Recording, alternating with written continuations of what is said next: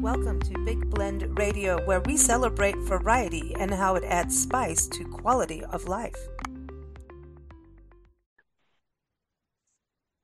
Welcome, everybody, to Big Blend Radio's Women Making History podcast. Today kicks off our new monthly Big Blend Radio Women Making History podcast panel discussion. And this podcast is really a daily show that we do, a lot of new interviews, and sometimes we go into the vault for something that really resonates what's happening with the day, like it could be a holiday or something like that. So we'll go and dig into our vault and pick out a interview that you should hear. So everything is up on bigblendradio.com for that.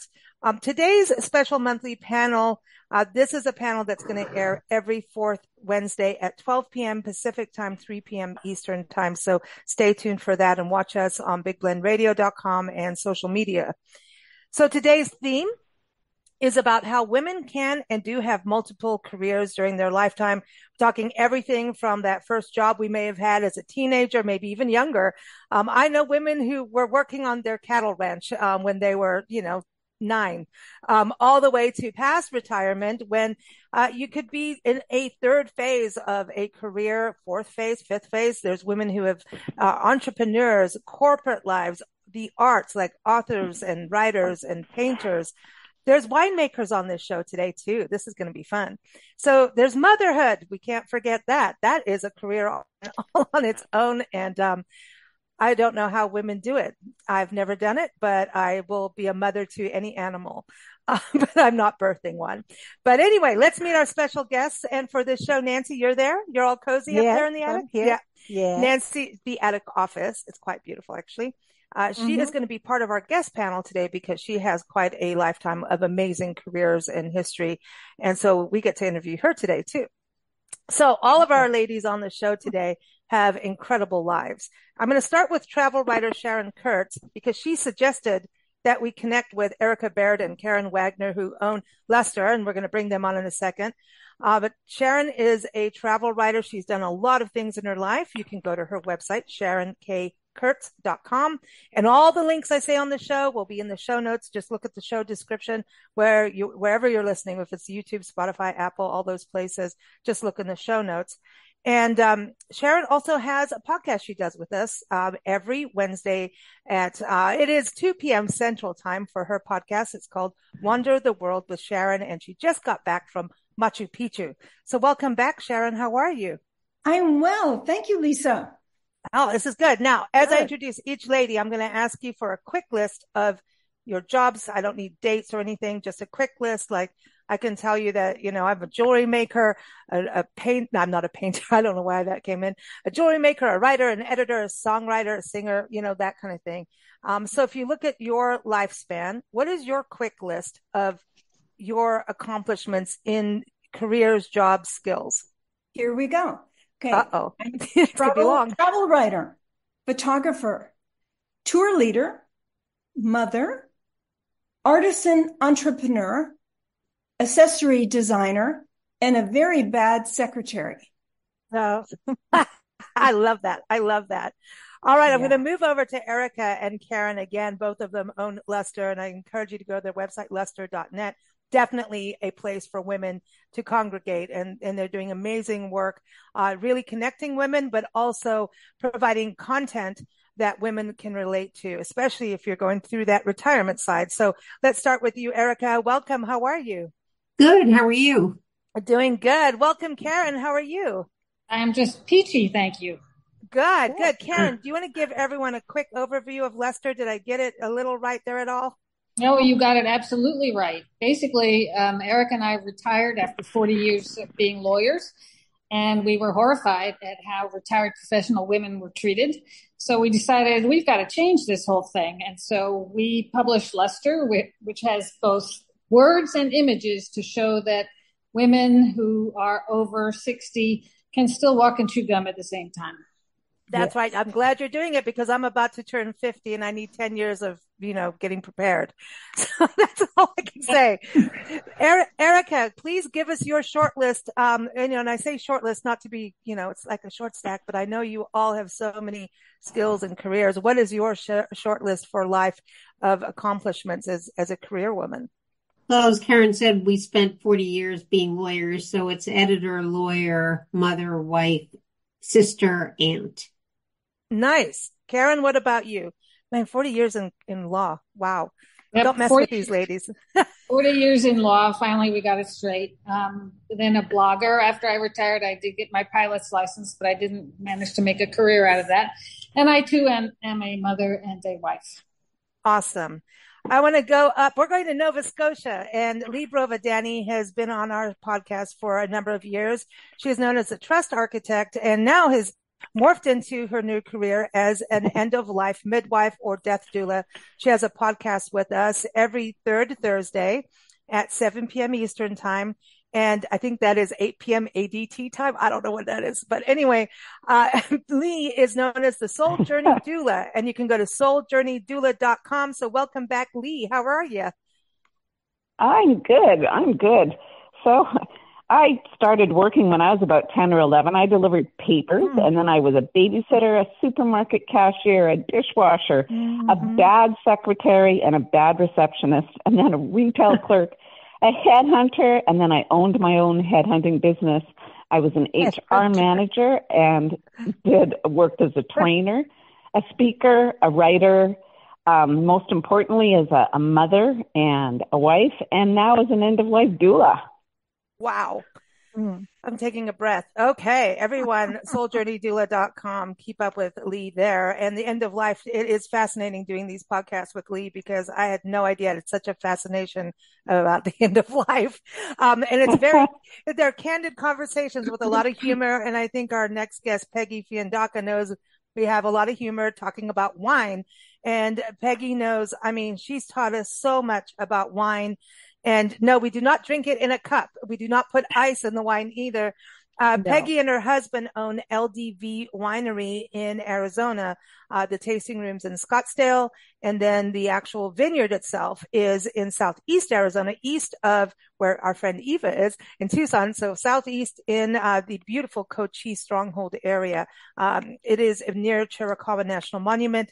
And she has a Wine Time with Peggy podcast with us every first Wednesday at 4 p.m. or 5 p.m. Arizona time, depending on the time of year. So welcome back, Peggy. How are you? Thanks, Lisa. Hello, all. I'm doing great. Good to have you back. And everyone, ldvwinery.com is the place to go.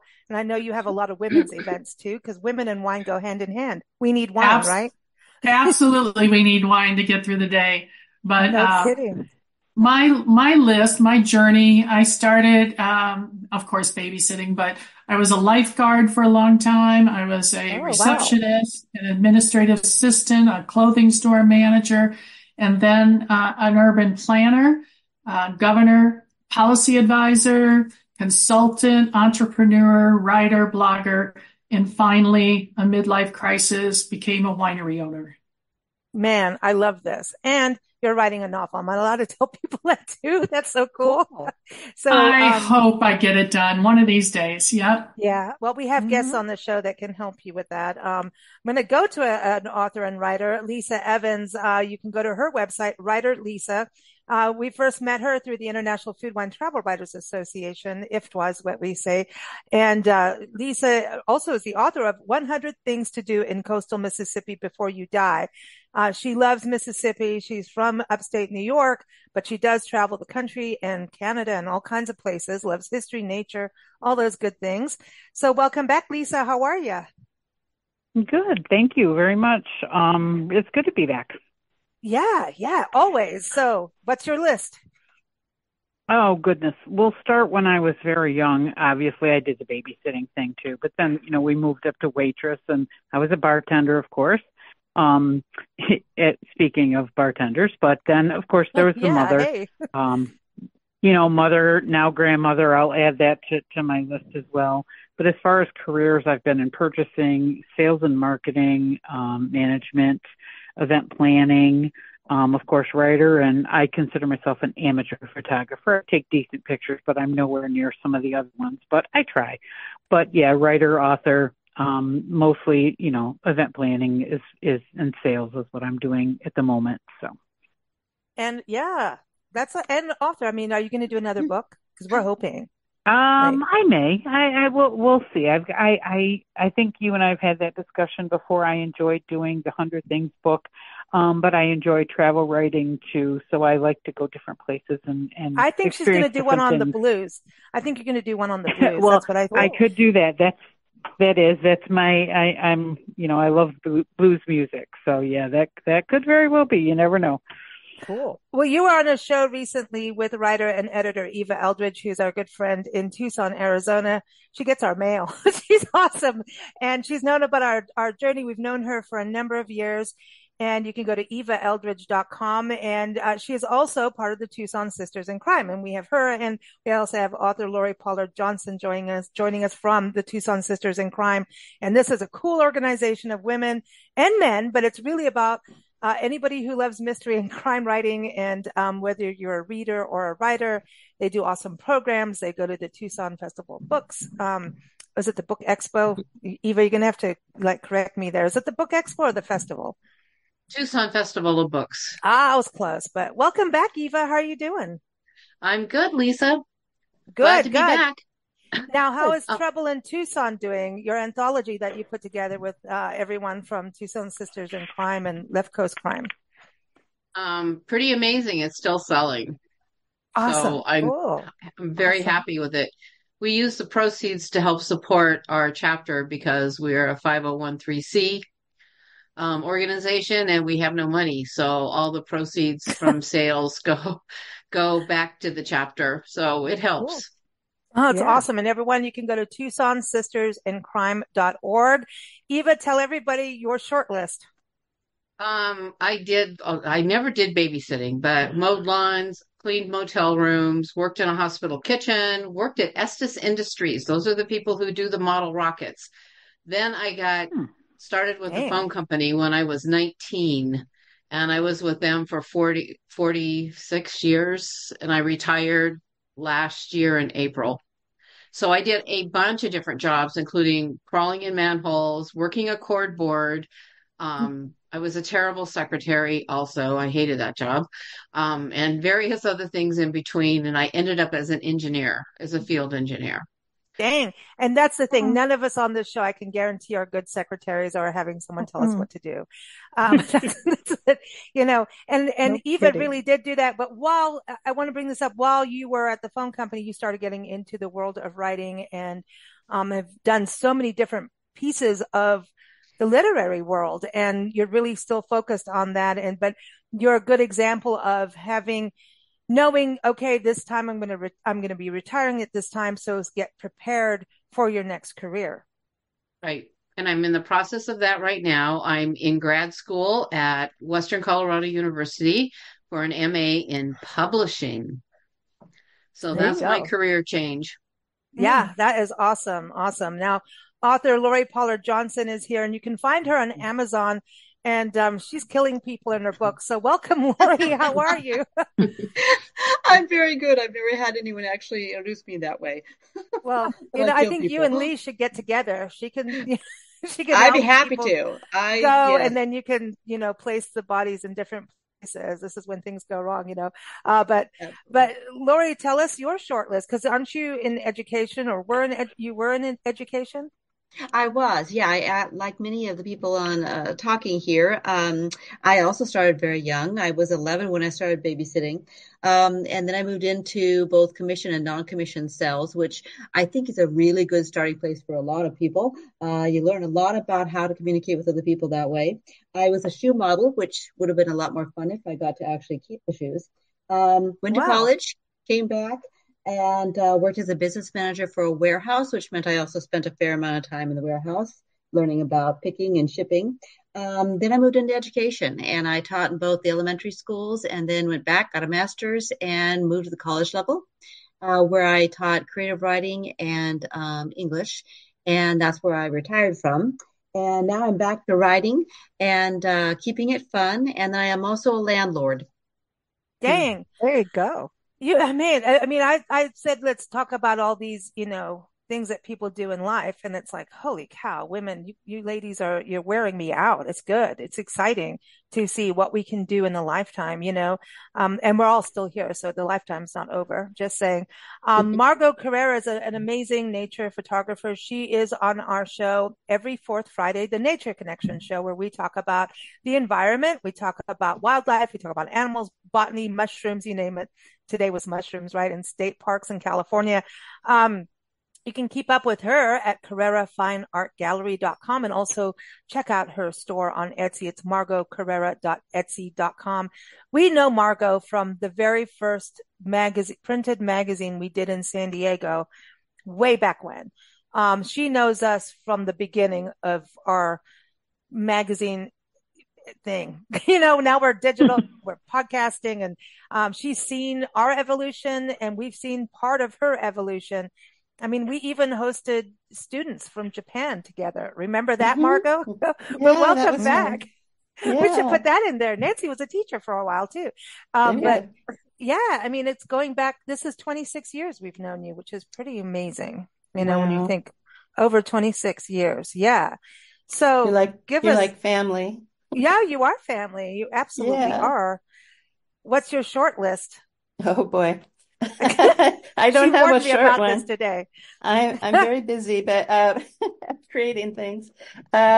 Started early at my father's shop, stapling catalogs together. He had a ceramic company, and I also worked in the gift show, writing up orders for the buyers from the stores. And then I worked in retail as a clerk. Then when I went to college to make some money, I opened my own after-school daycare, and that was fun. By the way, I already had 2 children by the time I went to college. That's why the daycare.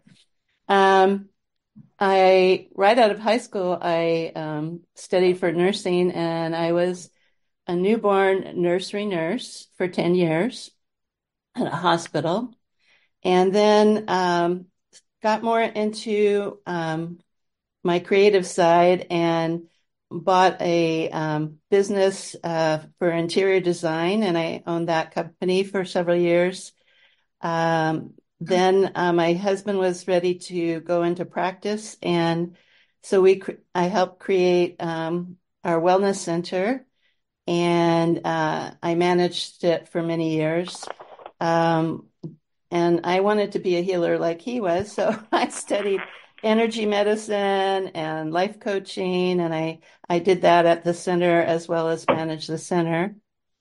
And I also, during that period, was also a tour guide and took people to Machu Picchu, by the way, where we would work with the shamans from the high Andes and study their way of life.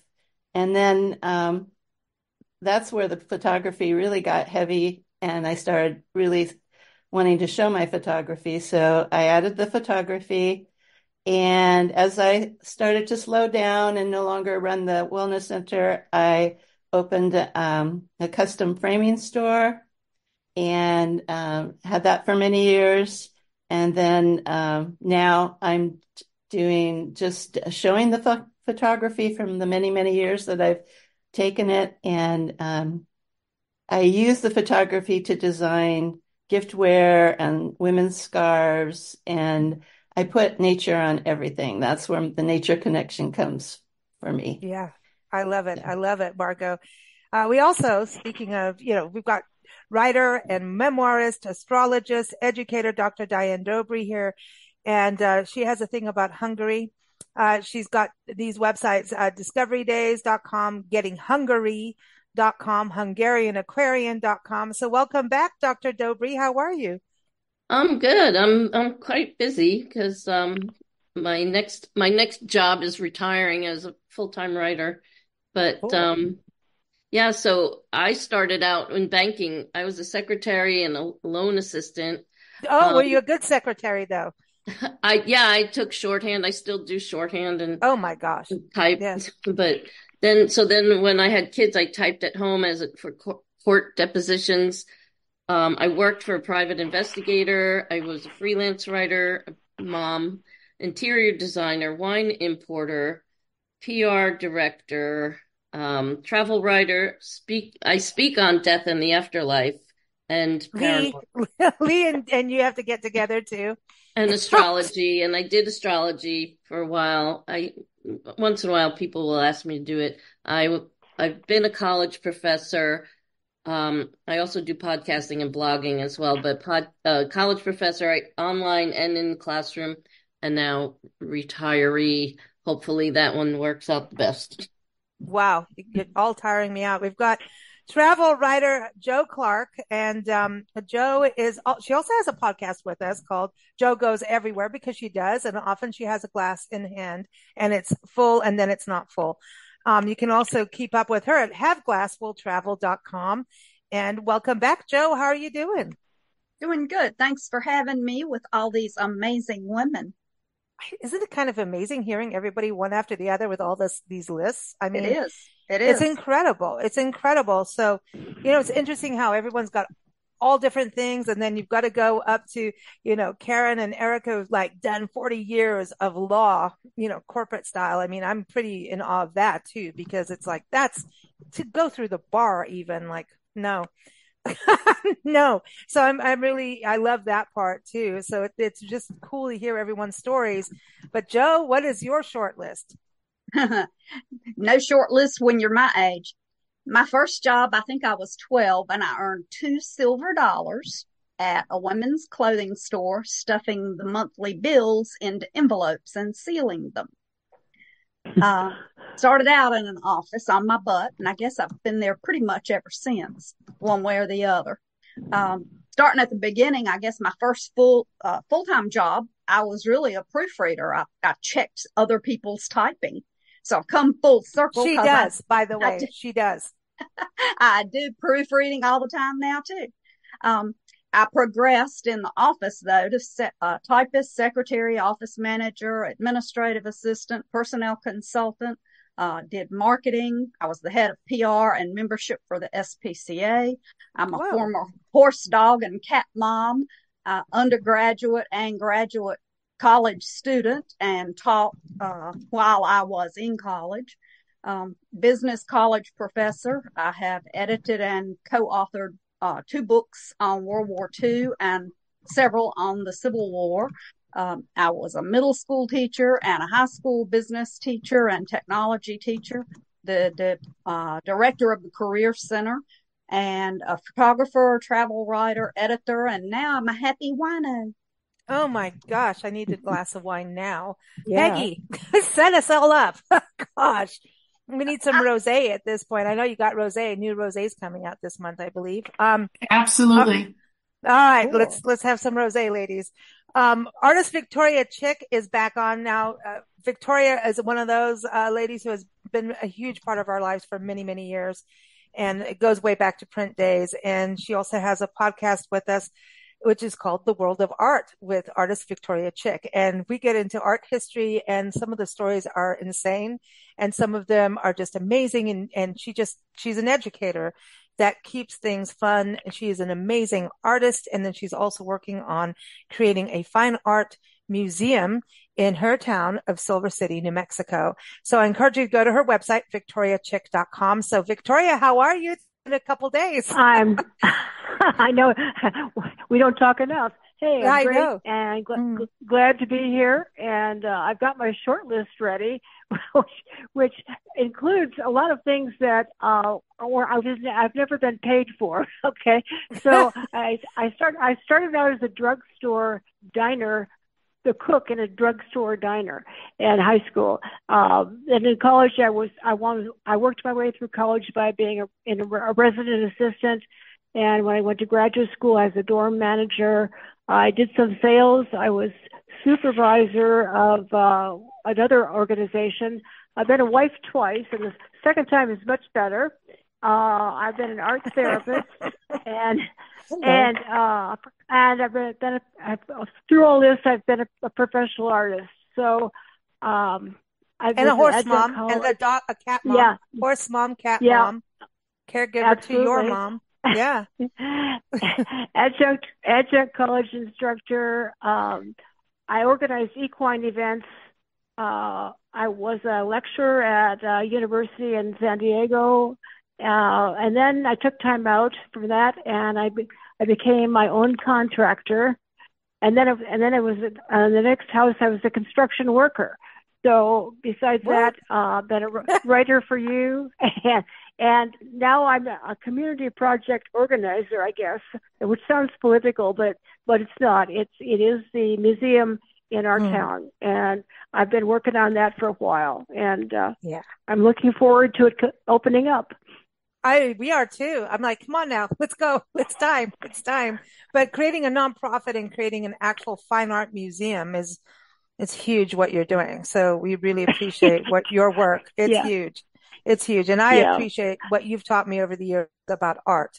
All of you ladies that have been on our shows over the years have taught me something. So I appreciate that. And of course, now I have to go to my mom, Nancy Reed, who's taught me a ton. And she'll still put me in my place, and she's still doing it to this literal moment. Put me in my place. She's done it probably 10 times today, but she also has done so much, and she's taken me around the world, which is awesome. And so Nancy, is co-publisher of the magazines, co-host of the radio shows, and that I don't know how to say your short list. You go, girl. Okay, I started as a file clerk and then a secretary that led to being an insurance adjuster, which led to being putting cases together for the lawyers of the insurance company I worked for. So I wasn't really accredited paralegal, but I did that kind of work. And then I became mother first, of course, wife first, mother after. Tour leader in Kenya, wildlife artist, editor, writer, publisher, marketer, photographer, pet sitter, wildlife conservationist, and conservation work with Joy Adamson. Conservation work, yeah. And a musician in our own band. That was a hoot. And a website designer and publisher. And educator, because you taught art in Kenya. And I taught school and in music. Africa without even any credentials there either. There you go. So that's Nancy's short list. And we're going to get on to the round of questioning, the fire round. Dun, dun, dun. Okay. This is pretty amazing. I wanted to just, as I go through these questions with you, we got 5 questions. We'll do it real quick because there's a lot of you. I'm wondering how you all feel about hearing these lists of careers of all the ladies on the show today, which is pretty incredible. I think it's pretty impressive, and it's motivating and inspiring for other women to realize we can chop and change as needed. We can always pick up a new skill. We can always do something new, and it's never over until we die. You know what I mean? It's like, listen, that's when we get to sleep, is when we die. That's a long sleep. So let's start with the Q&A. We're going to look at challenges of women in the workforce, whether it's a career, business, workplace challenges. If you think women still face these challenges, and if so, what? So I'm going to start with you, Sharon. Sharon, did you enjoy all this list of all these accomplishments these women have made? Amazing. I was adding up some of you. I kept thinking, how old are you? Like 150? How do you get? Oh my gosh. Then you better go to Lee. Lee will help you. I look good for 150. I really do. Yes, it is amazing what we all have accomplished in our lives. It's true. Yeah. So what do you think about, do you think women are still facing issues in the workplace or careers, creating a business, any of that?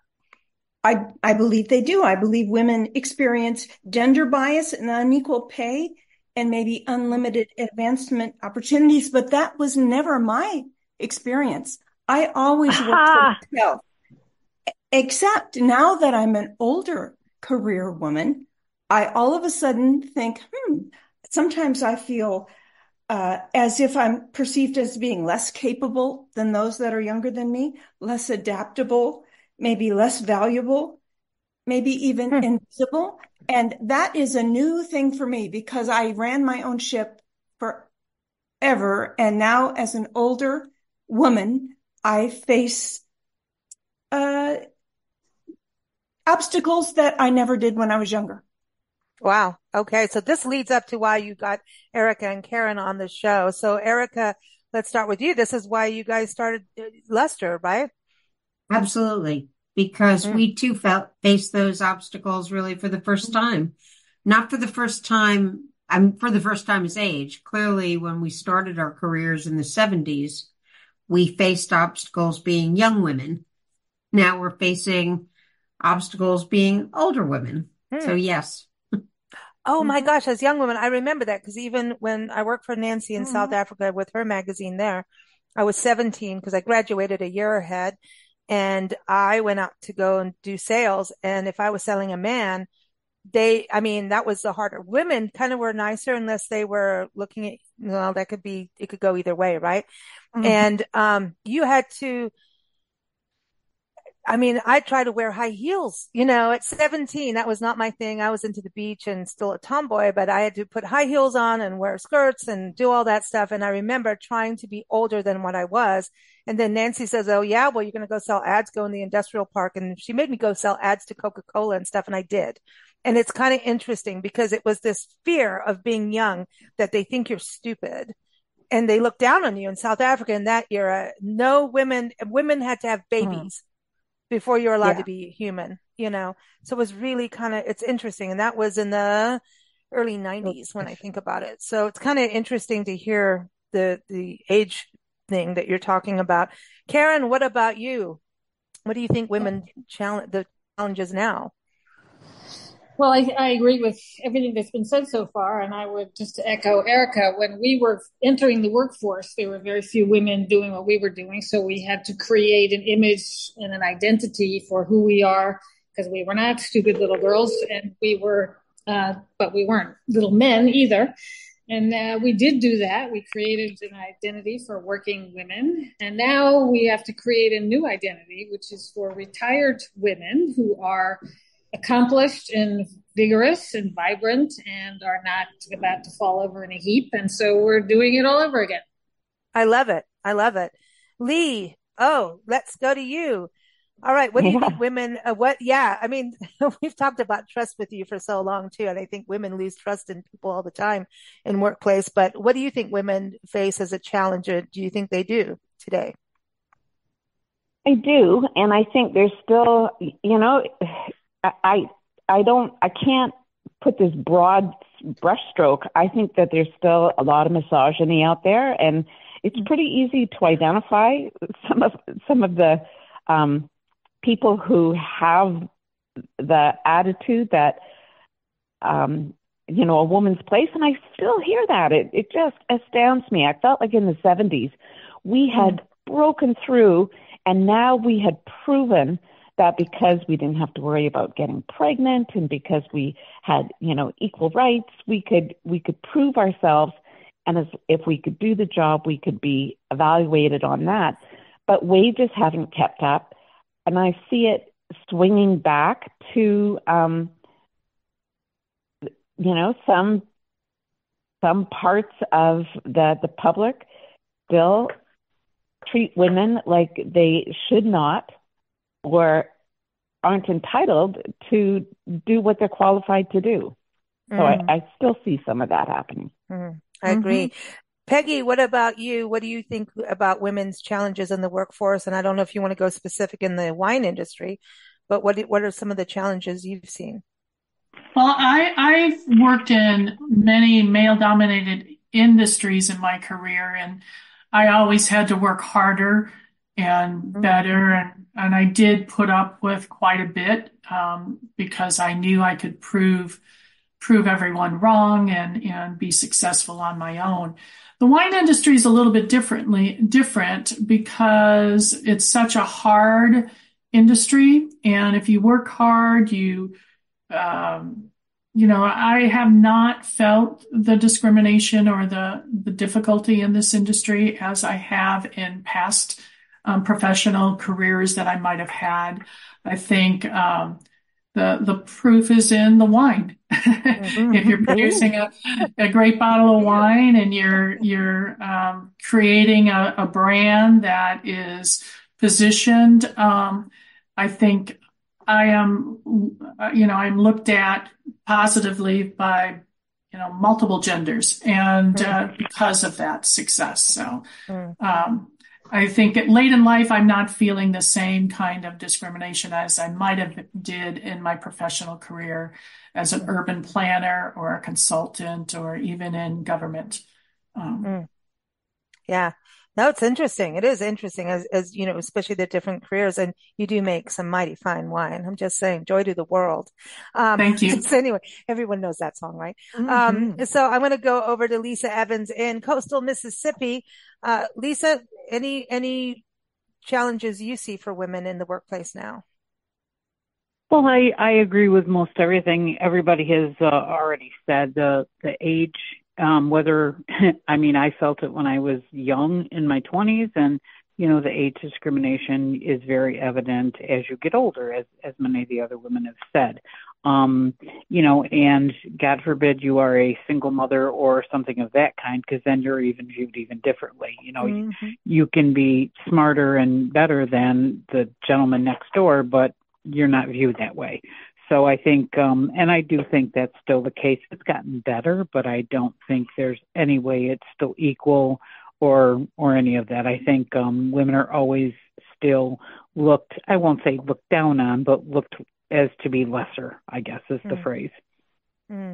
Eva, what about you? Because you really did go in the trenches with men. That sounds really bad.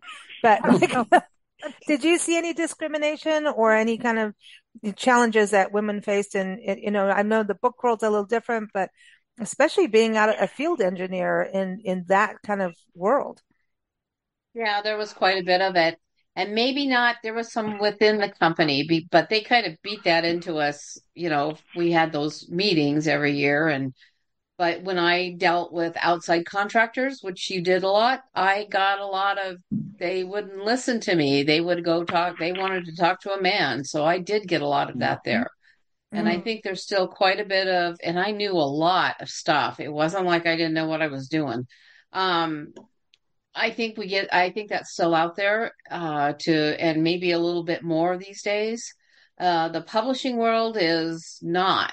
The publishing world is run by women, pretty much. Oh, there you go. There's men there, but there's a lot of women in the publishing world. So that's actually a positive step.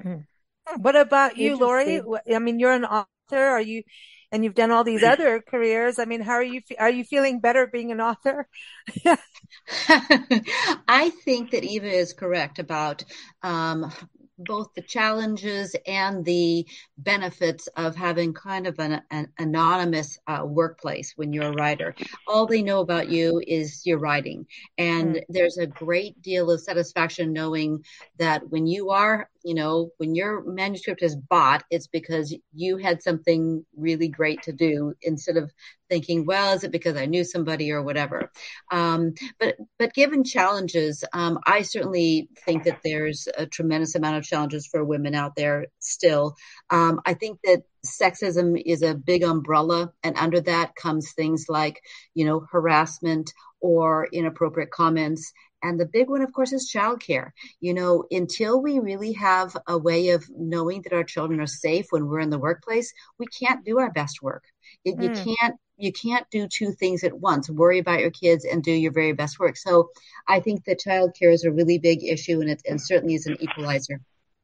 I think this whole thing where people are working at home more helps. And I know a lot of major corporations have started having daycare at work and things like that. So I think there's some steps, but it's still got a long way to go. I want to move over to Margot. Margot, what do you think women face as a challenge now?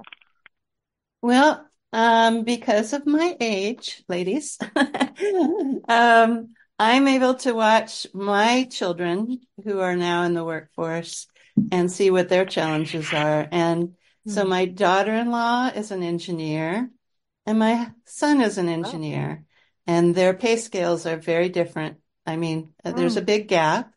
Wow. And she specializes in one area that very few of the engineers in that field.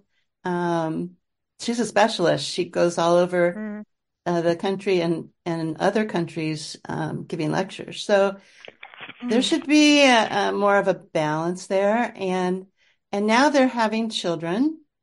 And so I see what's going on for them having to find daycare, as you were just speaking about. That's a big one for them. And first of all, it's very, very expensive. So it may even take up a big portion of what she makes. So she may be just working because she really loves what she does and she knows she can contribute, but she's not making a lot of money above what she's paying for daycare. And wow. Yeah, but on the other hand, the family leave situation is much better than when I had children. They give them much more time to be with the new baby as they come in, the husband, and so there's a little more help in that area. Family leave did help a little bit. I want to go to Dr. Diane Dobry. What do you think women face as a challenge right now? Well, I think I can't say for sure about the pay. When I started, whenever I would get a raise, they'd be like, well, you're only making this, so it's going to be a certain percentage. So I started out lower and always had lower salaries than others. And but for me personally, I found after I was 50, when the housing shortage, the housing economy fell, trying to get a job over 50 was tough. And my philosophy on that is that, if the hiring's being done by men, they like women to have, I feel that women get hired partly for their looks. And I really feel that, once you get to be over a certain age and you don't have I don't know. I used to have a friend who said, yeah, younger women just look ripe.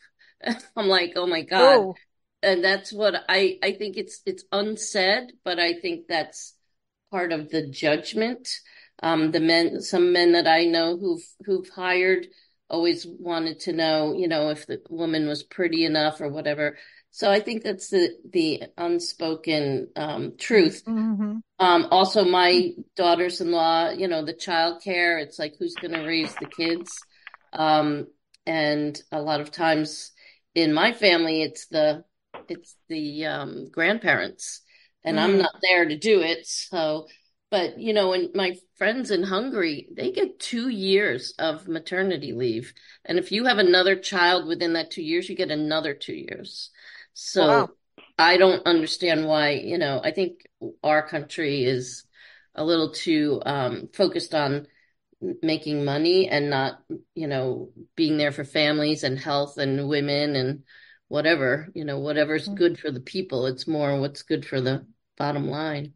I've got to move on here. We're going to run out of time, so I want to move quickly here. But Joe Clark, do you see any challenges women still face other than what we've talked about? I think you've covered as far as the money and just being thought of. When you're younger, you're kind of considered a risk because you're going to have a baby and be out. So they look at that. They did in 1970s and they still do, I think. And now as you're older, even teaching 10 years ago, students would say, well, you're too old. You don't know. And I go, I do know because I've been there and worked in those offices. It's the young ones that came straight out of college into teaching that don't know. And all this has reminded me of a quote. Women still have to work twice as hard as a man to be thought half as good. Fortunately, that's not difficult. Oh, that's funny. That's funny. I'm going to move on to Victoria. Do you have any challenges that you see for women of today? Oh gosh, I've been very lucky because the work I've done has mostly been solitary as an artist. And so I haven't, my only experience in working for a long time was in a long-term care facility where I was an art therapist. And that was wonderful because it was very collegial and we all had an input. We all had access. We all could say what we wanted.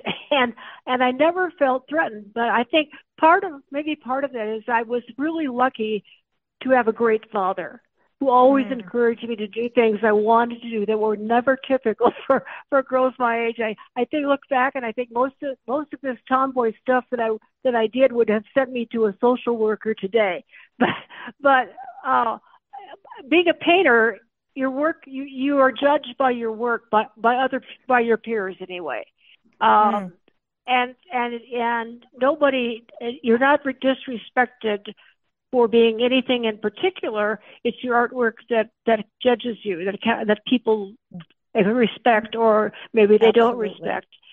So, I mean, starting to sound like the art and the book world are better. I'd say it is. I would say, I know some ladies have to jump off the call, but before they go, we have a quick round of questions, very quick. And 5 ladies are going to do it. And then we're going to go to the rest of the ladies and do the same kind of fire round or whatever you want to call it is over like the news. So we're going to start off. We've got Erica Karen from Leicester. So Leicester.net. Lee Brovadani, the Soul Journey Doula. Go to souljourneydoula.com. Peggy Fiandaca, co-owner of LDV Winery. Again, go to ldvwinery.com. And we've got writer and author Lisa Evans, writerlisa.com. So the 5 of you are going to do this round real quick. So let's just real quick. Erica. All right. Here's the question. If you could test drive a new career for a day, what would you choose, Erica? Politician. Karen. Astronaut. Lee. Talk show host. Come on. Peggy. Actress. Lisa. I'm going to be really weird. I'm an archaeologist. Oh, I like it. So now, what is one tip you could share as a mentor to a young woman starting her professional journey? Lisa.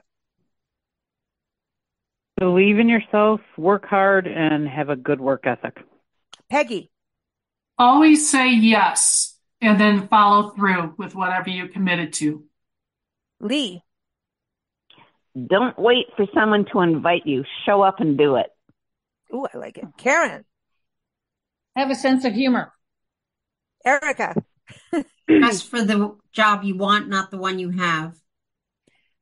All right. So now here comes the next question. What inspires or motivates you? Yes. Did you want me to contribute?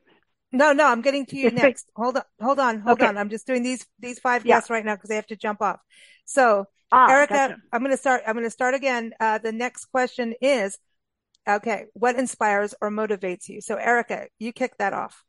Smart women doing splendid things. Ooh, Karen.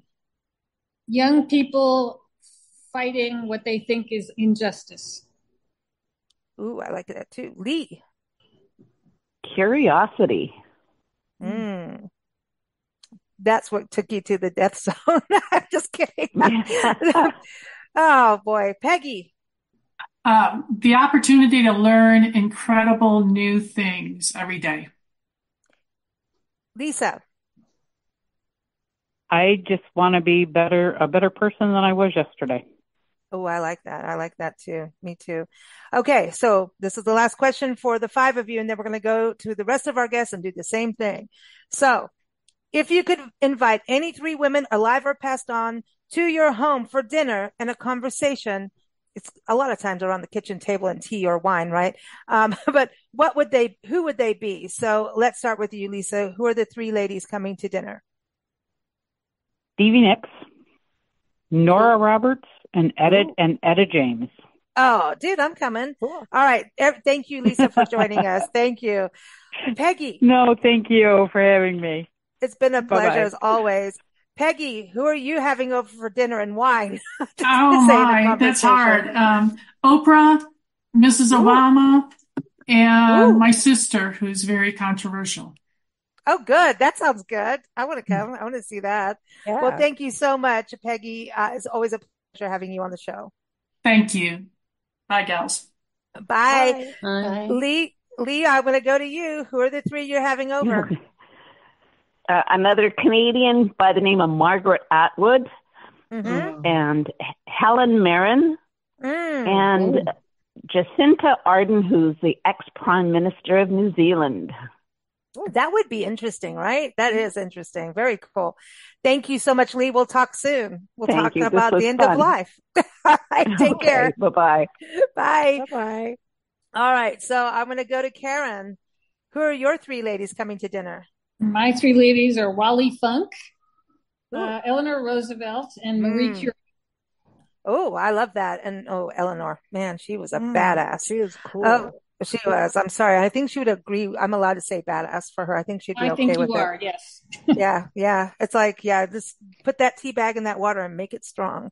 Erica, who are your three ladies? Queen Elizabeth I. Ooh, yes. Doris Kearns Goodwin and Jean Smart.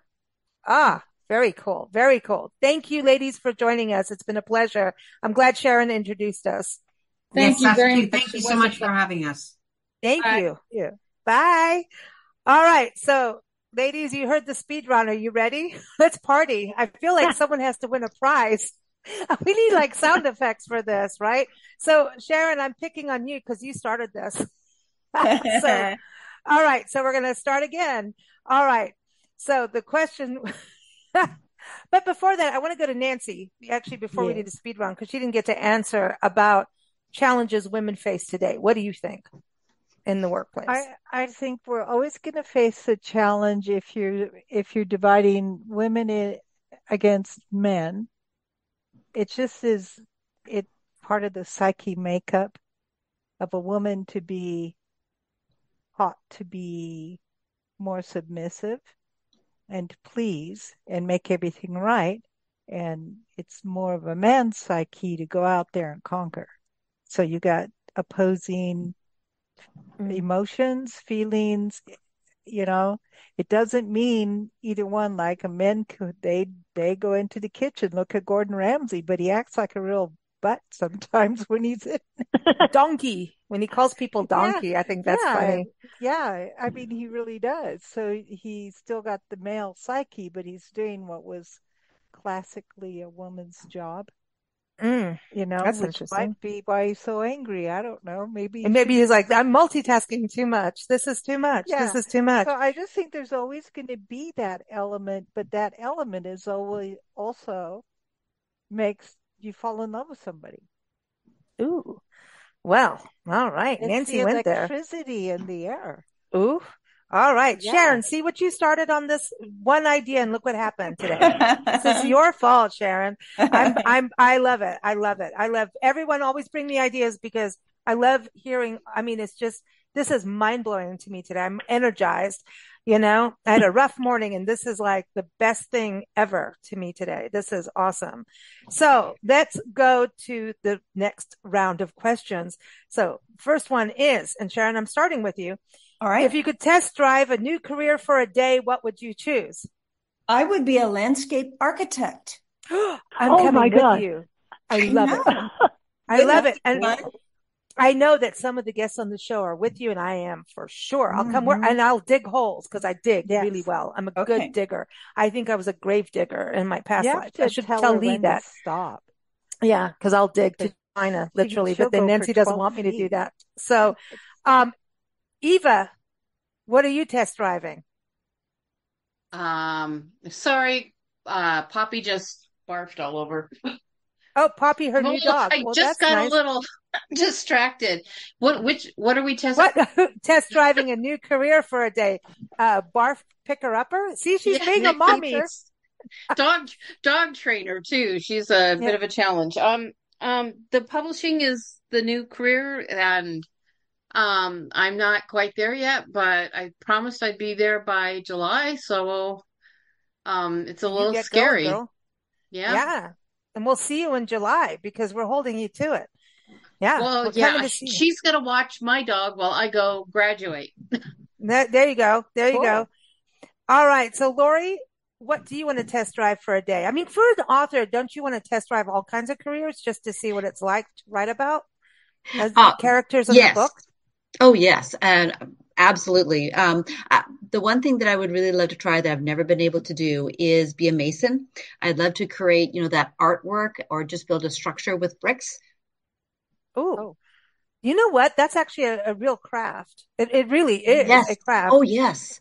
I know it's incredible. We've talked about that before on shows on things like the masonry, and then we have an English historian who teaches us. And like certain parts in this country have different brick layouts and flint. Like in England, it's flint, and and like if you go to Connecticut, they have walls made of like it's rock walls for like fences and stuff like they do in England. It's crazy. That's and cool. Shells. They use shells. Yes, I love the shell stuff. Yeah. But if you know bricklaying, you could bury a body that way. I'm just saying, because you're a crime writer. Sorry, I was clapping, making too much noise. I'm all into that. All right. So, Margot, what do you want to test drive for a career for a day? I recently watched a movie about farming and a conservation organic farmer, and I'm fascinated by it, and I would really love to have my own farm and see how that works to improve the soil, improve the land, and nice. Yeah, I like it. Really, yeah. Diane, I think this is going to be good. Dr. Diane Dobry, because I think you've got a whole bunch of new things on your horizon, right? Yeah, well, it's mostly about writing what I'm going to do. But one of the things that I've had, like on my vision board, is to go on all the river cruises in Europe and be the official blogger for the river cruises. You could just travel that way for your years. You don't have to ever come home. You can just keep cruising. That'd be great. That's a good one. I like that. Joe, I think you and Diane should do this together. I kind of feel like you might like that too. That sounds pretty good, but I'm coming after you with all those bodies because I said I would like to try out being a prosecuting attorney or a CSI, crime scene investigator. Oh my gosh. I'm coming to sit with you with a glass of wine and watching Law and Order or something. Nancy's all into that stuff. Yeah, she totally. Yep. Oh man. Okay. This is good. This is good. Victoria, what career are you test driving for a day? Well, I nearly jumped out of my chair when I heard somebody say landscape architecture because that's what I had. Oh, and I wanted to do it on a large scale because I want to drive a bulldozer. Oh. Oh my gosh. Oh my gosh. Did you ever see that? No, I was going to say no. I better watch it. Okay. That's cool. No, but remember the tractor scene? But that's a different thing than a bulldozer. Yeah. The tractor thing from Seinfeld. But anyway, sorry. I'm just warning you. Okay. Hey, I would settle for a bobcat. I want to do it too. Like a little caterpillar thing. Go out. Yeah. I don't know if it's a caterpillar or a bobcat or both, but yeah, to do that would be kind of cool. And then wait, Laura, you were in the warehouse, right? So so we could drive those things and play pickup. Oh yeah. Pick up pallets of things. Well, because when we printed our magazines would come on these giant pallets, and that's how they delivered them into our garage and to newspapers, and as an insert, you'd see these big pallets. And I was like, you're picking up my pallet the way I don't want you to pick up my pallet. I want to pick up the pallet, but if I picked up the pallet, I'd probably really screw it up. So that's pretty cool. Nancy, what career do you want to test drive? I would like to be a historic novelist. I think you should. I think you should. I'd like to write history to make it come alive, but I would like to stick to the facts. That's why as a kid, she made me make a chart of the world in our house. She took everything down, all our artwork, and we had a newspaper roll cover the walls of the house, and she did the chart of the world. Come home from school, we had to fill things in, what was created on what date, and she never finished her historic novel. No, because I did the chart of the we were world doing instead. Google, and we're still doing it. There's no change there in some way. All right, so let's go to the next one. What is a tip you could share as a mentor to a young woman starting her professional journey? Nancy. Oh, you know what? You got to think before you speak, especially if you're surrounded by men. You need It's to so think funny because as you before said it, I was going to say, oh, SHIT. And I Yeah. realized it's so You right need there. to think before you speak and have your I's dotted and your T's crossed. All right. I like it. Don't be I like wrong. it. Don't be wrong. Victoria, what do you have to say Oh, for a gosh. mentor? It could be someone in art even. Yeah. Well, from my experience of being a supervisor, I got requests to work for me, and the writing was terrible. And so I would say learn to write well and do not depend on autocorrect. Oh, yeah, no. Oh my God, you're making me giggle. Joe, do you have anything to back up on that as for a mentor to a young woman, but also the autocorrect, since you like to proofread and call out mistakes? Yeah. Don't think you know what you thought I said, because what you heard is not what I meant. Is that what you're talking about? Well done. Yeah, my advice is don't be afraid to try new things. I told my students all the time, don't be in a hurry to decide what you're going to be when you grow up, because most of us still don't know. So try things out that capture your interest, even if it's a part-time job or an internship. And don't ever stop learning. The world and technology continually change, and you have to too. Mm-hmm. That's so true. Good advice. Good advice. Mm-hmm. Diane, what do you have as advice for a young woman going into her work journey? My advice would be read and listen to people about who talk about your interests, and keep an open mind. Believe you can achieve things step by step, not all at once. It doesn't all come today. Yeah, like that saying, inch by inch is a cinch, yard by yard it's hard. Mm-hmm. I was thinking about how to eat an elephant. No, don't eat an elephant. They're one bite at a time. Yeah, don't eat the elephant though. And if you find, how do you know if an elephant's been in your fridge? There's footprints in the butter. I don't know why that is so funny, but it still is. It's still funny. Makes no sense. I know. Margot, don't eat an elephant. Save them. But Margot, what is a piece of advice for a young woman coming up in her professional career? Okay. So I'm totally agreeing with what I just heard. Some of it's on my list, but what I've learned family-wise, down generation after generation of women, is don't let anyone tell you you can't be what you want to be. Right. And, I've had, I think we talked in another show where my great aunt wasn't allowed to study law, and she did it in the library and passed the bar. And my brother was told she shouldn't have a place in medical school because she was going to have babies, and she was taking the place of someone who, is going to actually do the job. And she became one of the first women doctors in her state. And so it goes on and on, even to my daughters, and now my granddaughter's about to start her career. So that's what I always tell them. You can do it if you want to. Lori, what about you? What piece of advice do you have? Well, my kids are 33 and 36, so we've been kind of going through this. And what I always told them is that cream rises. And what I mean by that is that if you find yourself in a situation where it's just not a good fit, don't aim higher, or pardon me, don't aim lower, aim higher. Because generally speaking, if you find yourself in a situation where you don't fit, it's because you are capable of more. So aim higher. I love that. I love that. Yeah. Yeah. We have a friend, Steve Piacenti's on our shows. He's a life coach, and he's basically, he has a book out, and he talks about, your fighting stance. And his book is, the subtitle, whatever, is because just doing your best isn't good enough and you know it. Good enough isn't your best or whatever. It's like good enough is not good. Like get over the good enough. Oh, that's good enough. Well, if you just do good enough, you're not going to rise. You ain't cream. You ain't none of that. And listen, cream helps makes cheese.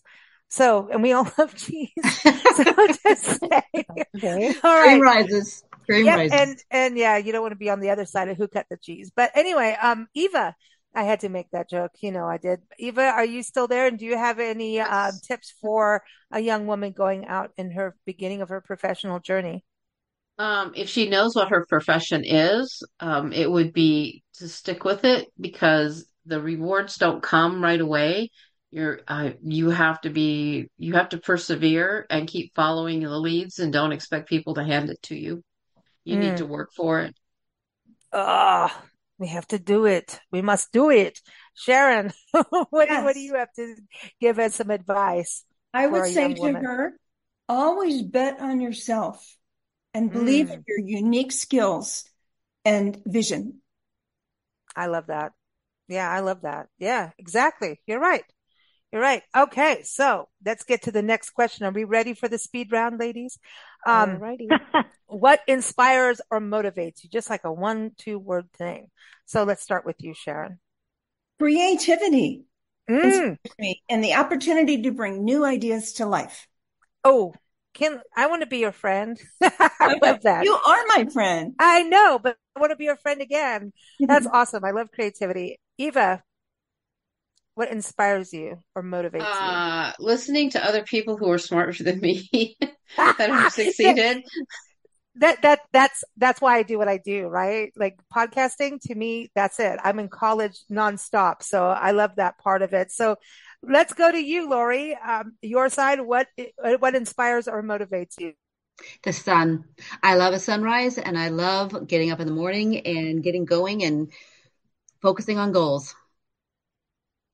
I love that part because it is true, because it's like it's a new day. You can always keep going. Margot, for you, what motivates or inspires you? The generations that are coming behind me and wanting to leave behind a positive legacy to make the world a better place for them, not the opposite. That's nice. That's nice. I love that. That's the nature connection. Yeah. Dr. Diane Dobry, what motivates and inspires you? Two things. As one thing that's always inspired me is seeing other people doing things that I want to do, so I can feel like, well, if they can do it, I can do it. And coaches who help me reflect on things that I'm not seeing clearly. That's a good point too. Yeah, mentors and coaches. Joe, travel writer Joe Clark, what motivates and inspires you? I mean, could be wine, but could be. Have glass will travel, right? Anyway,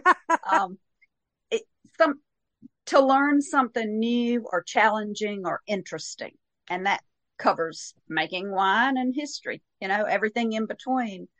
As long as it's interesting, I'm ready to learn. I'm with you. You, man. You girls are our friends here. We're all good on this. So, Victoria, what inspires or motivates you? Like, why are you doing the museum? That's such a big project. Strange you should ask. Yes. Well, right now that is my well-defined goal, but my well-defined goals always motivate me, and they've changed over my lifetime. So I'm generally speaking, there's really never a time in my life that I haven't been motivated and excited and interested in what I'm doing. And this is maybe the last big project I'll have, but it's worth getting up every morning, and I'm doing it partly. It's partly for me. It's partly for my community. So I hope that other people will benefit from my goal. I love that. Because it's when you do something cool, you want to share it. To just keep it all to yourself is you can have a moment of that indulgence, right? Of celebration, like I did it, and you have your own thing. But there's nothing like sharing a sunrise with someone, right, Lori? Oh, absolutely. Right. Yeah, the right person though. It has to be the right people. But and I think that's it. I mean, it's like you can do something and just keep going and keep going. And it's hard. What you're doing is so hard. So we really, you motivate us with what you're doing with this museum. I just want to tell you because it's like, okay, that's, buildings, dealing with art, dealing with education systems and programs. And it's just a lot what you're doing. It's awesome. Yeah. Okay. So, I'm going to go to Miss Nancy. Okay. Yes. What inspires or motivates you? Nature. A walk outside in a forest, down the beach, in a wilderness area where there's animals that you can observe. I like to observe nature without interference. Like one time we went and we saw all these pelicans and they were swimming around that oil dredge thing. And I was like, no, that oil thing needs to go away. It can't be there with the pelicans. Hagerman National Wildlife Refuge in Texas, and one of the top migratory bird refuges, but they have oil derricks where the birds are landing. Yeah, the oil derricks, yeah. And I just felt like, okay, is the oil leaking? Is it going to poison the birds? Or did the birds have to modify their behavior in any way to accommodate the oil derrick? And I just wanted to pull it out. Oh, well, there you go. I feel like extraction. My wanted, teeth just moved. Get a big plane, go there and hook it up and pull it out. Let's not talk about extraction. Put it somewhere else. Wow.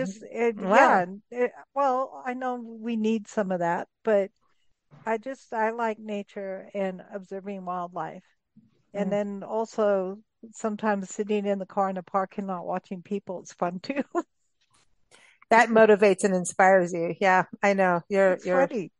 You've got it. So let's go to 3 women, alive or passed on, that you want to invite to your home for dinner and a conversation. Who would they be? So Nancy, who do you want to invite to dinner? And obviously neither one of us are cooking because everyone would die. Okay. But who are you inviting? Unless you want pizza. I would invite Nellie Bly, who was the first successful female journalist, investigative reporter. I would invite Amelia Earhart because she's the first female pilot to fly across the Atlantic successfully. And then I would invite the actress Hedy Lamarr because besides her being an actress, she actually is a forerunner of inventing wireless communication today. Go figure. She invented a radio signaling device to confuse enemies during World War II. And I was like, wow. See, that's badass. I'm allowed to say badass again. Yeah, that was badass. And I'm like, I don't know what they mean by a radio signaling. I can barely say it, signaling device. But that was the forerunner to wireless that we have today. So look at that, That's awesome. I like that. Not around to reap the rewards But that's why we do these shows. Women making history. Women do make history just, by a birth of a child. Everybody has some kind of history, and that's why we call the podcast that is Women Making History, celebrating women of the past, women of the present, and women of the future, because it's all through together that we rise. So one more is Rosa Parks for her. Oh, now you're going to 4. See, she took liberty. Sorry. She's the mother. See? Yeah. Okay. Because of her courage. Okay. I like that. I agree. So I'm going to go up to you, Victoria. I'm going back and forth with these names. I'm just calling out names. Victoria, well, I got your name in the grab bag. I've got three women that you probably haven't heard of.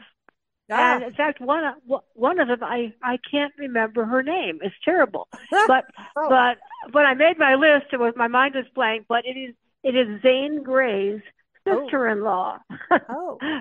And she was a really interesting person. She was an artist, and she traveled with Zane Grey after she met him. She met him in New York at one of these big Wild Gray. West shows. Her name's Reba, I think. Okay, all right. Yeah. So she met him at a Wild West show, and with Buffalo Bill. Okay, so she was so taken with what she saw in this Wild West show. She wanted to go west, And so she accompanied Zane Grey to Navajo country in Arizona. And she had never ridden a horse before, and she had to get on a horse and ride for 2 weeks to get to the location where she was supposed to draw the landscape. Anyway, I can't imagine that. Anyway, so I won't go into it, but she is inspirational to me because I've done a lot of long distance riding, and I can't imagine going that far with never having ridden before. Okay. Yeah. And then I would like to have my grandmother, who I never knew, was my father's mother. I would like to talk to her, be able to. And the other lady I would think would be really, really interesting is Bessie Coleman, who was a pilot. She was a pilot. She was a black lady in the very, very first part of the 20th century, when flying was just taking off, and she wanted to learn to fly. Of course, she couldn't find anyone to teach her, and she wound up going to France, where they would teach anybody, and so she wound up studying a lot of her life in France. But she was a barnstormer pilot, and she did all these daring stunts in her biplane, and she was an excellent pilot. And I got interested in her because Mike is a pilot. He was talking about her. So anyway, there are three atypical people who did atypical things. I love that. And we've got pilot women in here. This is cool. This is a cool list of ladies. This is awesome. Yeah. I'm going to move up to Joe Clark. Who are your three ladies coming to dinner and wine? It was hard. There's so many famous, interesting women that I would like to talk to, but I would just give anything to spend a day with my mama. And another was what she just said, my grandma Clark, who I never met. And my 4 times great grandmother, who is Martha Ann Rogers, who married Allison Clark, and they were the parents of George Rogers Clark.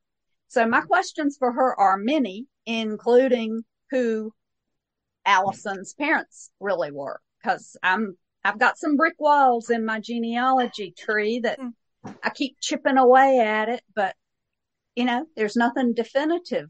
She could just tell me. I love it. I love it. Yeah, going back in family history, got that podcast coming up soon. Dr. Diane Dobry, for you, who are the three ladies? Well, there's a writer I used to read all the time who writes kind of the same thing I would like. Her name was Gladys Tabor. She was a columnist, I think, for Ladies' Home Journal, and she was an author. I would like to, again, like these other ladies, I never met my father's mother, but my mother's mother was one of my favorite, most inspirational mentors. So both grandmothers. And then Taylor Swift. I want to talk to Taylor Swift because I think she's brilliant and, confident. So she's done some good, she's a smart business woman for sure. Yeah. For sure. Margot, who's coming to your dinner table? Well, somebody chose my two of mine before. No way. And yeah, exactly. The two together. So the first one's Michelle Obama, because even though she was in a high position, she was very grounded, very wise, and took really good care of her family and worked on family relationship. And I feel that that's really important during these times. The other one was Oprah, because as I said in the past, I was a life coach, and during that time she was very much doing life coaching, but she was doing it on her television show. And so she inspired me. And the third one is like the other women, my mother. And she was always my mentor. And I miss having conversation with her, especially in the difficult times. She was very wise. Yeah. That's awesome. That's awesome. Lori, who are the three ladies coming to your table? Are you going to kill them for a book? I'm just kidding. No, but I'm sure we'll have a lot of discussions about how to do that. It'd be Erica Jong, Sue Grafton, and Janet Ivanovich. Wow, man, you just go blurt them out. She's got them. Yeah, absolutely. Eva, what about you? Okay, any one of the three ladies from Hidden Figures cast, the women that were the calculators for the space shot, any one of them. And Michelle Obama, because she's always inspired me. And then Mary Robinette Kowal, who wrote an alternate history, couple of books, series that is, she was, the main character was also a calculator, but the East Coast got hit by an asteroid, but it was, she ended up being a lady astronaut. It's all tied in together there. So yes, I heard an interview with her on NPR once, and she's amazing. I've heard her, I've seen her speak a few times. I've been in a class with her. She's amazing. Wow. What about you, Sharon? Who's coming to your dinner table? Well, we're going to have a creative evening. So with martinis. Yes, of course, always. One will be Julia Morgan. She is an accomplished architect, and she is the one, the architect for Hearst Castle. That's right. Yes. Today, there were not many women architects at all. So Julia Morgan and Frida Kahlo. Oh, yes. My dinner party. Oh, you better have tequila for that martini instead of gin or vodka. And then my third is Isabella Bird. She is a 19th century British explorer and writer. And she traveled all over the world by herself, just with the guide, anywhere she wanted to go. So I really admire her and would love to do something like that. If I have you heard the interviews we've done about her with Linda Ballou? She wrote a book, a historical novel about her. And Mountain Gem. I have to say, everyone, Linda Ballou does a show, Lost Angel Travel Adventures, with us every second Wednesday. And she wrote a book about Isabella Bird, and she ended up being interviewed by BBC. And she is the mother of the Rocky Mountains, of Estes Park. They did a whole big thing on her, but she was a mother of the Rocky Mountains. So it's a huge deal with Isabella Bird, and they just celebrated her centennial and things like that. But Linda Ballou would be on the show today, but she's in Costa Rica playing with toucans and sloths. So I'm a little jealous, just saying. But yeah, I'll send you those links and about Isabella Bird. Yeah, no, and the book is fantastic. Linda's a great author. So, but ladies, thank you so much. Everyone, keep up with Sharon at SharonKKurtz.com. That's K's on there. Sharon K. Kurtz. Keep up with editor Eva Eldridge at EvaEldridge.com. Lori Pollard Johnson. She is on Amazon. So go on there and type in Lori Pollard Johnson. Again, all these links are in the show notes. For Margot, go to margotcarrera.etsy.com. For Dr. Diane Dobry, go to gettinghungary.com and hungarianaquarian.com and discoverydays.com. Did I get that right for Discovery Days, Diane? Yeah, it's DAZE. Yeah. Oh, yeah, that's right. DAZE. I should say that. And for Joe, go to haveglasswilltravel.com. And then you've got your other website. Give everyone that, Joe. Recipiestravelculture.com. Okay. And we got victoriachick.com. So thank you all for joining us. And we will be back next month with another panel discussion with women. I don't know what topic it's going to be, but it's going to be good. So thanks for joining us, listeners. Thank you, ladies. Thank you, Lisa. Thank you. Thank you. Thank you. Bye, everybody. Bye-bye. Thank you for listening to Big Blend Radio. Keep up with our shows at bigblendradio.com.